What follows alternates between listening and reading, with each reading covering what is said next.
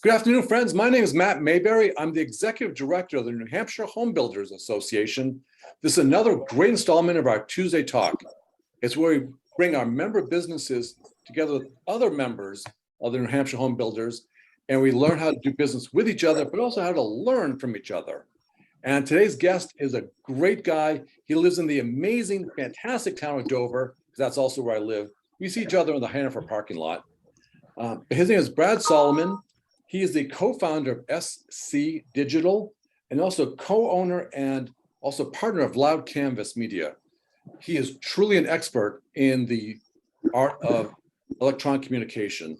So his contact information in the chat, so you can reach out to him directly. But Brad, tell us a little bit about yourself, how you got into this, and the floor is yours, my friend. All right, perfect. Thank you guys very much for having me on today. Just a little bit of a background on me is I started this company with my cousin and business partner back in 2017. He had a couple of clients and he had some people in his kind of in his sphere of influence that needed some digital marketing help. I had cut my teeth in the auto business. And basically one thing led to another, and now we've got about 175 clients throughout New England and throughout the country. And we're helping clients in all kinds of different industries. So it's been a lot of fun. So I have some things prepared here that I just kind of wanted to walk through. Before we get started though, were there any digital marketing related questions that anybody from by the way, I think that somebody's not muted and and there's a lot of feedback. I'm going to go out on a limb and say it might be Brad because he's driving. There we go. So I just sent the text like, I think you need to mute. Yeah. So I'm actually the president of my BNI chapter. So the Wolfpack in Manchester. And so I'm used to going around and like muting everybody and so on, because the only thing worse than having somebody not muted is when is hosting the meeting when somebody's not muted, because you don't know what sounds are going to come and you're responsible for them. So I'm acutely aware of these kinds of things. Yes. So I guess the thing to do here would be, first of all, to find out if there's any like sort of burning digital marketing related or web related questions that we ought to start off with before I kind of go into what I wanted to talk about today, which is elevating your Google business presence and really taking some small, easy actions that can have big results. But before I do that, are there any questions or topics that we know you'd love for me to cover today from anybody here? The one I've heard, Brad, is what's the common mistake that every business that you looked at does, that if you could just say, I wish you all would fix this. What are we missing? So you know what, I'll get into that in this in the presentation, but I will say this, some of the lowest hanging fruit for most businesses, especially local businesses out there, revolves around this idea of having a online review generation strategy. There's a lot of people out there, there's a lot of businesses out there that are kind of sitting there with maybe 5 or 10 Google reviews, 15 Google reviews. Some of them are good, some of them aren't, many of them are not responded to. And it's unfortunate because so much of a business's success revolves around its reputation, the management of that reputation, what your online reviews say. So it's something that we'll kind of get into in this presentation. But that's probably the fastest one. So when we first look at a business, when we first go in there and start looking at people's profiles, that's literally the first thing I go to is how many reviews do you have? What's your strategy for getting more? Where are you now? And where are you trying to be? And what are you asking people for that's helping you to get more of those? So let me kind of jump in here. So like I was saying before, I'm big into finding ways to make small changes, make small tweaks that yield huge results. Lots of clients come to us. Again, obviously, my name is Brad Solomon, so on and so forth, right? I've owned this digital marketing agency for going on 6 years now. And people come to us with a wide variety of digital marketing related problems where, either they need a new website or they need help on social media or they need more leads, or there's hundreds of others, right? But those are kind of the main ones. So what I look at is how do we help people solve those types of problems with as little work from them as possible and as little work from anybody as possible, right? So one of the things we're going to talk about today, the main thing we're going to talk about today is just this overall idea of the map pack. And Jack and I were talking about it beforehand. So we know, we know that when we look for something like a home builder near me or a roofer near me or an interior designer near me and so on, that what happens is we end up getting served up with these map results. And frankly, these map results are actually some of the most important results in the entire search engine result page. I think most of us kind of know that, but we don't necessarily know how to get into those results. But the reality is these days, most people are searching from their phones. So they have a very, very small screen that they're looking at. And they don't have a whole lot of, they don't have a lot of patience to be doing a lot of scrolling. And these map results really take up most of that first screen, especially when you're on a mobile device. So super important to be in there. Google is also very much reliant on local search now. We're trying to do as much as we can to increase local business and sort of keeping things with the business right down the road. That's why you have so many different apps like Neighborly and Thumbtack, is that we're trying to stay local. And Google's big on that, right? Obviously, with an increase in paid advertising and paid search, it's also pushing down all of the regular organic results, which is just the regular website listings that most of us have been relying on. So usually when you talk about SEO, you're talking about organic SEO, but that's slowly going away and eroding because there's so much more paid search and there's so many more map result issues now.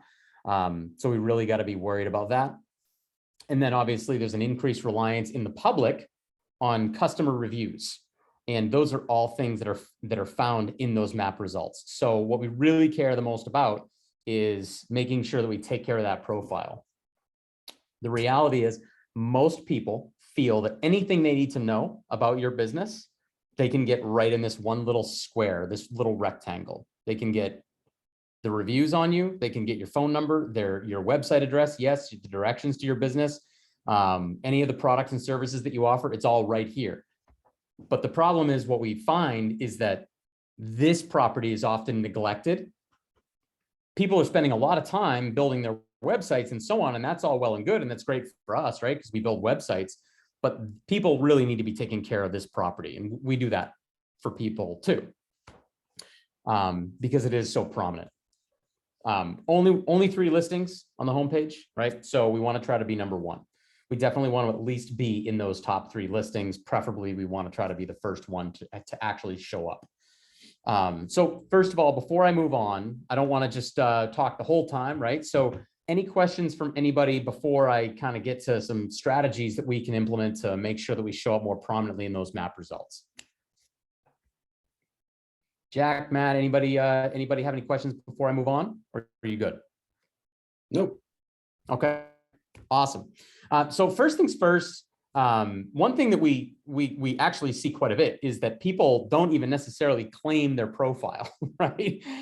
Maybe somebody else does it for them, or it's not even claimed at all. So first thing that I would urge every business owner to do is to make sure that your profile is actually claimed. And you just do that by going to business.google.com, find your business, set it up, and then you have this whole interface. What Google's doing now is they're enabling you to actually make all the changes and updates directly from the search engine result page. So you don't even necessarily have to go into this backend portal. And soon, I think they're probably going to get rid of it entirely. But for now, this is where the action actually happens. So number 1, you want to make sure that you've actually got your page claimed. Also, you want to make sure that you understand where you currently stand against the competitors in your area, right? So we have, so what are some of the businesses that are on the call right now? I just want to try to make this as relevant to you all as possible. 2 great home builders. So they in the field building houses. Okay, gotcha. And I believe we also have a realtor. I have a couple of realtors on the call, right? Yes. All right, perfect. So let's just take, for instance, the home builders. So if somebody looks up building company near me, or builder near me, or interior remodeler near me, or exterior remodeling near me, it's important to understand where you stack up in this map listing as opposed to where your competitors stack up. So we have some tools that enable you to do that. So we have this thing called a ranking grid, where we can essentially like stick ourselves in your office and act like we're looking for a home builder near me. And then we can go out either a mile or 2 miles or 3 miles. And it's a really telling thing because it shows how often and how prominently you show up, depending on where the person is actually located. So this is all good, right? Obviously, this landscaping company, this is one of our clients. They're showing up very, very well all over the place. But this is another example of somebody that's actually not showing up very well. If you're sitting right in the middle of their office, they show up okay. They're in the 4th position, which is still not in the top 3, so they're not going to get a lot of clicks. But as you go even a mile out or 2 miles out, they're nowhere to be found. And that's a real problem for businesses that are sort of trying to spread their wings a little bit and get after business that is maybe a little bit farther outside their immediate backyard. So there's definitely strategies for being able to address this and show up in more of those searches that are outside of your immediate radius. But the first thing is just to know where you actually stand. This is a list of competitors that actually, this is for a bank, right? So this is a list of competitors and kind of how many different reviews they have, what their primary category is. So any business can run this report, or we can run it for any business, just so that you can see where you stack up against your competitors. So for instance, if anybody on the call is going, I'm trying to figure out why it is that XYZ Builders always seems to show up above me. You know, I've been around longer than they have. I have more reviews than they have. Why are they showing up over me all the time? We can do an analysis to sort of figure out some answers to those questions for you and give you some strategies on how you can actually improve the situation there. So that kind of a tool is available and we use it all the time. So some things that can be very damaging that we see happen often is this whole idea of NAP inconsistency. So NAP is name, address, and phone number. And lots of businesses have the wrong information on some of their profiles all throughout the internet, right? So maybe the Google profile is okay, but their Bing profile still has their old address on it. And their Yahoo profile has the wrong phone number on it. And their Yelp profile has completely inaccurate information because it's never even been claimed, or it was claimed by an intern a couple of years ago. So NAP consistency, super, super important. And again, this is all stuff that can be done using tools. Yext is a tool that works really well. It's pretty expensive, so we use another tool called Bright Local for this. So if anybody's interested in looking at that, we can definitely help you with that. Obviously, not claiming your business is a crazy, silly mistake to make, and it's extremely costly because you just don't even know how much money you're losing by not having a listing. Oftentimes people don't have access to their listing because, again, it was claimed by an intern a couple of years ago, or the prior owner owns it and they never got it when they bought the business. That can be very damaging. Or the distant cousin to that problem is when multiple people claim the listing and now you've got 4 or 5 listings for the same exact business on Google, and it's very hard to get them merged. So those are some things that you definitely want to avoid. And if any of those things have happened to you, then we can definitely share some strategies to fix those issues. But for the most part, it kind of comes down to just contacting support and trying to stay in touch with them. We had a situation last week where we actually had a client get all of their Google business profiles flagged, big client too. They've got 8 business profiles for 8 different locations. They all got flagged for some really silly reason. And it took us about a month and a half going back and forth with Google to get an actual person to look at the problem and reverse it. So if that ever happens to you, or if some piece of that ever happens to you, then the basic way to fix it is just sort of the brute force method of communicating with Google, which can be somewhat painful, but we can help you with it. Any questions at this point from anybody? Any of this ringing any bells, or anybody have any horror stories relating to Google business profiles that are kind of that are giving you like PTSD right now after having had to deal with this stuff? It can be complicated. I know. So Brad, this is bad, right? This is literally what we've been trying to do this year. You know, our business is based off of word of mouth, which is wonderful. And we love that. And we're happy with the amount of work that we have, right? But this day and age, it's time to get caught up online for sure. So I actually, while you were saying that, just went to go claim my page because I don't think that we ever had. So it's very embarrassing for me to say that. But yeah, like you're talking about a low hanging fruit, right? What an opportunity just to do that I didn't even really knew was a thing. So I appreciate that. Yeah, that's kind of where we're at. So this is a great learning experience for us for sure. I'm glad that, well, good. So you're going to claim the page, and I'm about to kind of show you how to make the page better than 99% of the other people that have already claimed their page. It takes a while to have it start popping up more prominently in the ranks, but if you do the things that I'm going to talk about right now, it'll go a lot faster, because they're just things that often get overlooked. One word of caution that I will always give everybody is that people will come in and out of your business, right? But the owner of the business, or the person who is really like in charge of the business, needs to 100% maintain complete control over the profile. So never, ever give anybody primary ownership access. All they need is manager access. So if you have an agency, for instance, like ours, come in, don't give that agency ownership over your profile. It's a very easy mistake to make, but it can cause significant issues. So all you have to do is go over here to the users section on the left-hand side and click on add users, and just add them based on their email address and make them a manager. All right, so let's talk about some strategies to really maximize the profile.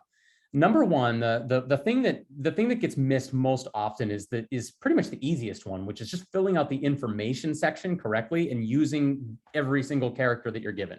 So Google gives you 750 characters to give you a very robust information section, or description, I should say. Use every character, or as many as you possibly can. Like I want to see almost all the services that you offer. I want to see the areas that you serve. Like I want to see a little bit of information about the business. So we often see that this is either not filled out, or it's filled out with like 3 or 4 sentences, only 100 characters. And I'm sitting there going, that thing could have been 7 times longer than it is. And that is all search engine rich content that Google needs to be able to figure out whether your business profile is more relevant than all of the other ones. And if you haven't filled it out, then it's almost assured that you're going to be ranking lower than you should be ranking, right? So I always recommend starting there, like start at the info section and have that be a full 750 characters. So here's a couple examples. This is an electrician that we work with who is based out of Scarborough, Maine. And, so he tells the story here, and we talk about the different parts of the state that he works in, and the different regions that they're in. This one over here on the right is from an insurance agent. Again, I'd like to see that be a little bit longer, but he's doing a pretty good job with his profile, especially where he's got some posts going up, and we'll talk about posts in a second. Products and services is another big element for search engine optimization. And again, it's stuff that is typically not used. So once you start doing these things, you quickly get higher than everybody else, or you at least stand a chance to be higher than everybody else, because most people are not doing this. And the way search engines work is Google's just trying to rank things. So you don't have to be really, really, really good. You just have to be better than everybody else, right? You don't need 5,000 reviews. You just need 50 or 60 more than the next person, because that's going to rank you higher. So for instance, you're going to click on services over here and make sure that you use every word here that you possibly can. And you can get extra descriptive about your services. If you've got 17 different types of interior home remodeling, add a service for every single one of those 17 things. Like, take what they give you and use it to your advantage. You can also do the same thing with the products section. So down here, the difference with products, which is really cool, is that you get the opportunity to add pictures, and you can categorize the products. And so, it just makes it a much better user experience. You can also link these products to your website. So that creates an extra backlink for your website, which is very good for search optimization. That's going to result in more traffic for you, for all intents and purposes. So really take some time to fill these out. I also would resist the urge to just copy and paste the content from your website into these. I do see a lot of businesses that do that. And I just think that you're better off creating actual new descriptions for these products and services.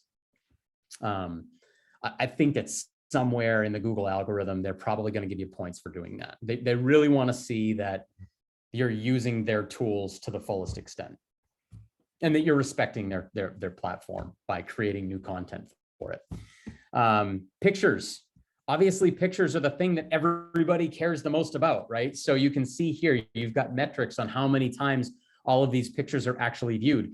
A couple of words to the wise when it comes to pictures is you always want to title your images appropriately based on where the image was taken. You can also geotag the photo based on where the photo was taken. So, for instance, if you're in Nashua, if you did a job for somebody in Nashua, I would call it, Nashua remodeling job, and upload that version of the image to your Google business profile. Because again, Google's reading every piece of text that goes in here. So if you're trying to rank more prominently in Nashua, that's going to help you do that.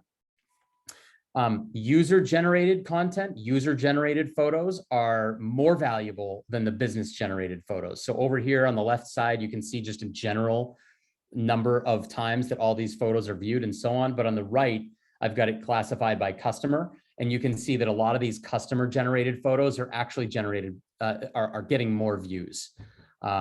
Just because in general, Google and customers trust things more when they come from other customers, which is another one of the reasons that reviews are so important. Speaking of user-generated content, down here, you've got a Q&A section. So Doobie Plus is the name on the Zoom, but I'm sorry, I didn't get your actual name. That's all right. It's Brittany. Brittany. Okay. So is it Brittany Doobie? Yes. Okay, cool. So Brittany, one thing you may want to do as you get started here is have some of your customers go to your Google business profile and ask a question.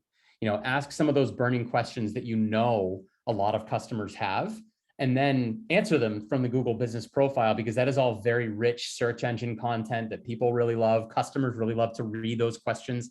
I mean, even if they don't actually have the question, just getting a user to ask it gives you a little bit of a leg up, and almost nobody is doing that. Like almost nobody is using that piece. Most people don't even realize that it's there. I pointed out to them and they go, I never even noticed that. So it'll just be one more thing that helps you. Like I said before, try to resist the urge just to upload the photos. Go title the photos the way that they should be titled, and go to this tool right here called GeoIMGR and actually stick a geotag in the photo, because again, it's just going to help the profile rank more prominently for the locations that you care most about. That's one of those things where you'll remember when I showed you the ranking grid before, and it shows that like you're doing really well in your home city, but you're not doing as well as you get farther outside those cities. That's because people are not doing a good job of titling their photos, and they're not doing a good job of geotagging the photos. So if you do those things, it's a strategy that really helps a lot. And things like this. So Brittany, what are some of the cities that you serve? Pretty much all over New Hampshire, but I would, a lot of them I would do, like Hampton, Salem, Concord, kind of just the main ones all over New Hampshire. Gotcha. So, for instance, I love working on the Seacoast though, so I would definitely be tagging the Seacoast with a lot of our homes there. I love working on the Seacoast too. That's why I work out of a Portsmouth office. I can look right out the window over here. I see the cannoli place right here. So basically what you want to always try to do is get people to ask questions like, what cities do you serve in these Q&A sections? You know what I mean? Do you come to the Seacoast? What Seacoast area cities do you serve? Because that gives you an opportunity to answer, yeah, we cover Hampton, we cover Portsmouth, we cover Rye, Newcastle, and so on, right? Because those are the big money areas that we probably really want to be spending time in. So that gives you an opportunity to do that. And again, you go out there and you do a nice new big job out in Rye or Newcastle. Make sure that that's how you title a photo, and that's where you geotag that photo. It's going to make a difference long term. Okay, any questions before I continue? Any comments so far? Okay, I'll go with, then I'll keep on going. So this is the thing, Matt, you mentioned like, what are some things that almost every business is missing, just the low hanging fruit. And I got to tell you, reviews are the biggest low-hanging fruit that a lot of businesses still are not doing. And it's painful because customers rely almost solely on reviews when they're trying to make a decision. They rely on social proof, they rely on authority. And so to not be getting reviews is just very damaging financially to a lot of companies. So hopefully that won't be the case for anybody on this call after this, if it already is, because we're going to talk a little about it. So right here, pretty much 77% of people either always or regularly are going to read reviews first. And Moz is a search engine optimization source for information. Google is using review signals, so the content that's in your reviews, to figure out where they want to rank you. So for instance, Brittany, if you've got somebody from Newcastle and they say, Brittany came out, they did a great job in my house, I live in Newcastle and I really love them, they're fantastic, then that review and what's in there is going to help you show up in more Newcastle related builder searches, which is pretty cool. So what we always want to do is have a strategy in place to get more of those reviews. So for instance, we want to ask them at the time to leave us a review, get them to say that they will, right? People tend to do what they say they're going to do. So if they tell you that they're going to leave you a review, and if you give them some sort of an incentive to leave a review, and it could be something easy, it could be a $5 gift card to the local coffee shop, something like that. But if you give them an incentive to do it and they tell you that they will, then it's highly likely that they will do it, because people do not like to disagree with what they've already said they're going to do. That's why it's hard to have political discussions with people, because nobody ever converts anybody. They pretty much just believe what they're going to believe. And the more you try to talk them out of it, the more steadfast they become. That's just a principle of influence. So once somebody tells you they're going to do it, they will. What you definitely don't want to do is just say, hey, go find me on Google, leave me a review. Nobody's going to do that because they're not going to know how. In your Google business profile, and Brittany, you'll see that when you start exploring around back there, you'll see that there's a little share review form button there, and you can just, it'll give you this link. You can send that link directly to whoever you want to leave you a review, and they'll click that. It'll drop them right into your page, and they'll just be able to leave you a review right away. Brad, do you get to edit the review before it goes onto your site? Well, no, not before it goes onto Google Business Profile. So you can't edit it. You can respond to it, but yeah, you won't be able to edit it. So only because we have so much, like, we're behind schedule, supply chain, and they're blaming builders, they're blaming contractors. Like, why isn't my microwave in yet? How do we negate that? Well, there's a couple things. First of all, I don't know that I would necessarily send this to every person, especially if you know that they're not really happy with you. I would probably, I might be a little bit discerning about who gets this link.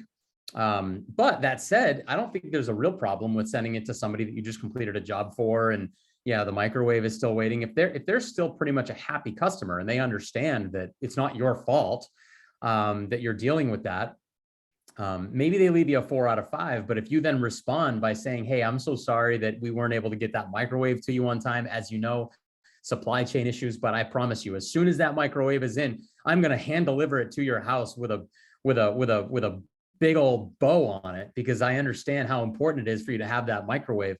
Like, there are ways to overcome a negative review or a less than perfect review. And that's actually the thing that often helps you win a customer over just having all perfect reviews. Because most clients understand that it's not always going to be sunshine and roses, and there are things that are going to stand in the way of perfection. And what prospective clients need to see is, how do you handle it as a business when things do not go 100% perfectly?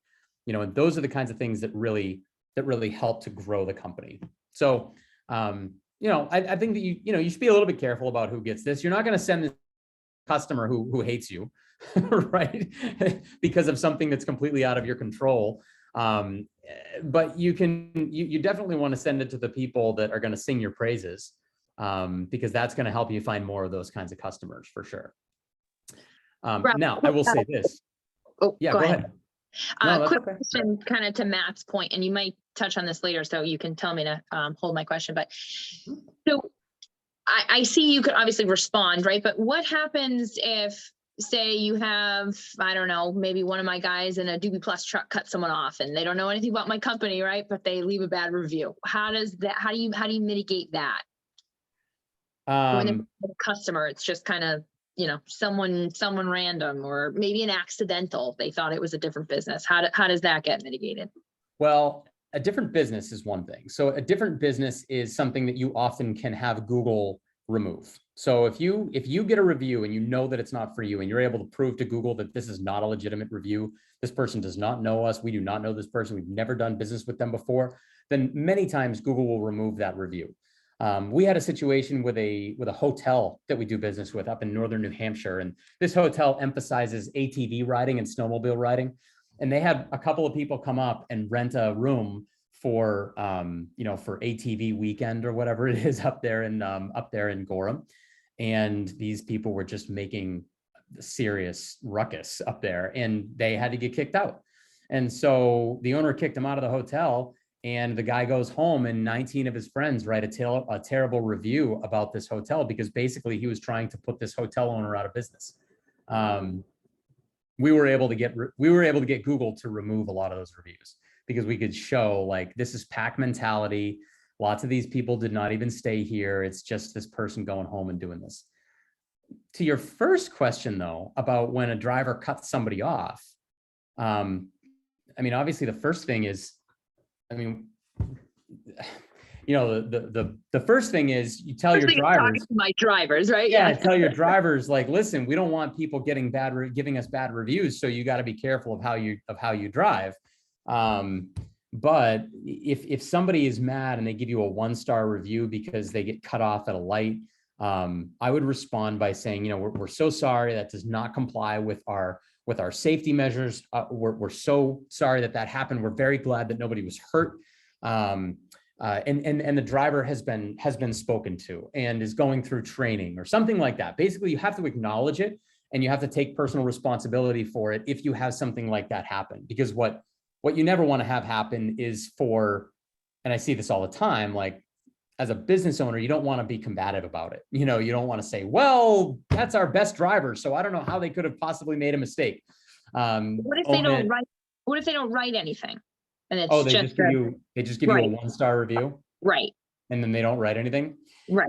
You respond by saying, hey, Jim, or whatever your name is, my name is Brittany, I'm the owner of the company. I'm so sorry that it seems like you had a negative experience. However, I have no record of you, so it looks like you might have maybe given this review to the wrong person, but I would certainly love to do some problem solving with you and try to figure out, if we did do something wrong, what we did and how we can improve it. Here's my cell number and here's my email address. I don't have your contact information. Otherwise, I would reach out to you directly, but I would love to resolve this with you anytime. And that way you at least show everybody else that you're trying your best. I will say that a 1-star review with no explanation is the best kind of 1-star review to get.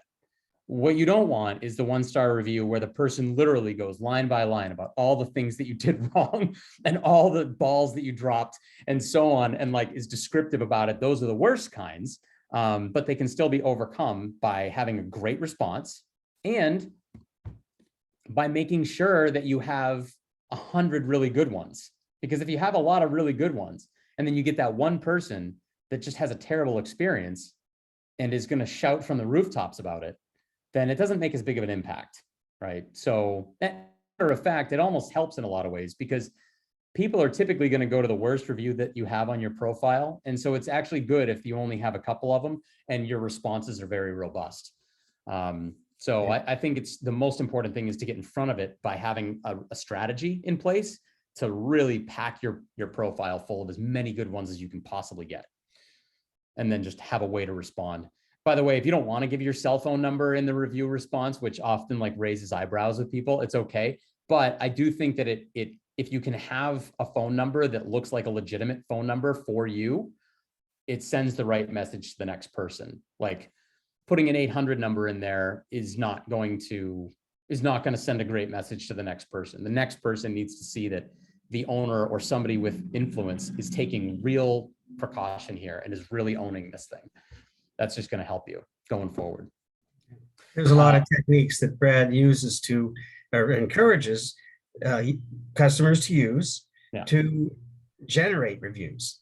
QR codes, notices on the receipt, signage throughout the facility, incentives. You really want to be aggressively encouraging reviews because you're going to get negative reviews. I mean, you want a lot of reviews to work in Google ranking. If you have a lot of reviews, you're going to have some negative ones. And the best way to deal with negative reviews is to paper over them with a lot of positive ones. So you need those strategies. This is something to, just in general, and Matt, go ahead. It looked like you were going to say I'd something. say, yeah, we've got about 5 or 6 minutes left, and Okay.